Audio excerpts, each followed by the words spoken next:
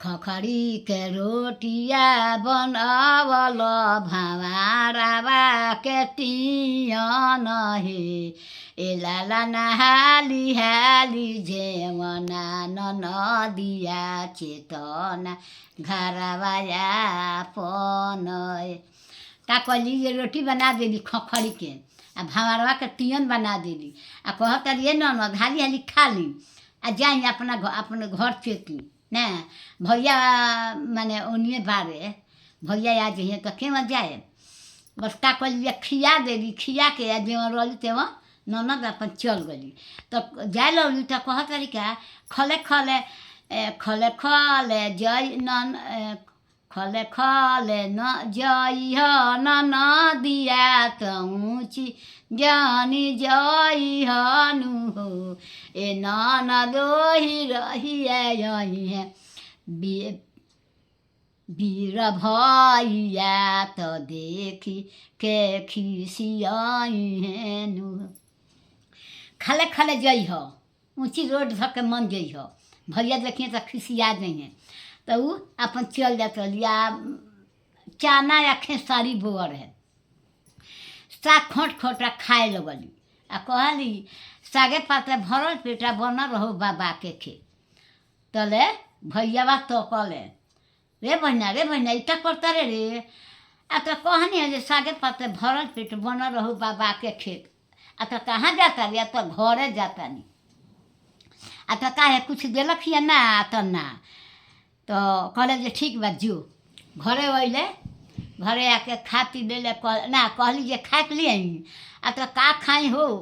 तारा नैहर तो आग ला के एको कुछो नहीं खे बचो औसन आग लागल बा जे सब जर गइल बा खाए के मन नहीं खे करत तो का कहली जे हबर हबर गाड़ी मंगवा के चाउर गहूँ आटा सब नामे चीज लादे लगली बाकस पेटी में से खोल खोल काट सुई डोरा तक ले गेली गईली ले वाला गाड़ी आ ले जाके बहन के यहाँ उतार दिले बहन यहाँ उतार दिले उतार के चल अले 8 दिन के बाद ऊपर भाई आई तो कहला ये बबू छूट रहे ये बबुआ कैसे आग लागल हो अपना घरे आ तो के कहलक रे काहे आग लागल बारे आ तो तोहरे बहनोई कहले तो सारा सामान कह के एक गाड़ी भेजा नहीं बहनोई के बोला ले का पाहुन का कहले बानी आ तो ठीक कहले बानी पूछा जे काहे कहले बानी बहन हमारा के खिया दिलक कह के जे खले खले जइए ऊँची कह के मन जइए भैया देखने तो खिसिया जाइए आ कुछो ना दिलक एगो बस्तर ना दिलक तो यही से वही नहीं आ कहने तारा नैहर आ गल तो देखी जे का करत रही तो सब ले लाद के देली वही से ले जाकर बहन के लगे उतार नहीं आ तो पाहुन ठीक कहले बानी यही से लोग खिस्सा कहेला का हाँ यही से खिस्सा बन गई गीत गवा गई इसमें इतना सीखले कहाँ से बनी हैं कहाँ से हमार सास पितिया सास अजिया सास सब लोग गीत सीखत तो लगावत अलग तो सुने सीखे नया के बुद्धि का करन गीत जाता पगल उहो सीखे तो कहन जे तो पीसे लगन तो गावे लगन धीरे धीरे सुनी ना कहत नहीं बहुते सारा कमेंट आवेला हाँ कि दादी रो मुंह में दांत नहीं खे देखी तो बटे नहीं खेनो ना दिखाई ना हाँ हाँ देखिए तो इतना साफ कहे का मतलब जे बूढ़ होला नु हम सुनतानी आ हम जानतानी तो जरा पुरान हो गई मुँह में के दाँत अपने से टूट गई ओकर तू तो राह बोलिए करेगा भे गई हमारी के दाँत टूट गई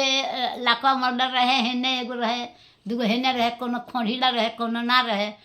ये सब उखड़वा दिए बा तो हमार बोली काहे लपटा हमार बोली तेजे रहेला दांत लगवा दियो का दाँत लगी तो एक हेने खाए मैं हेने ना खाए कहे हाँ 24 दांत लगवा दिए हाँ 40,000 रुपया लगी लखनऊ जाए के थोड़ी एनियो लग जाए मम्मी अब लगी गाछ एक ही में जाए सिमरिया तो सिमरिया जम तो हाँ अभी तक लगा के का हुई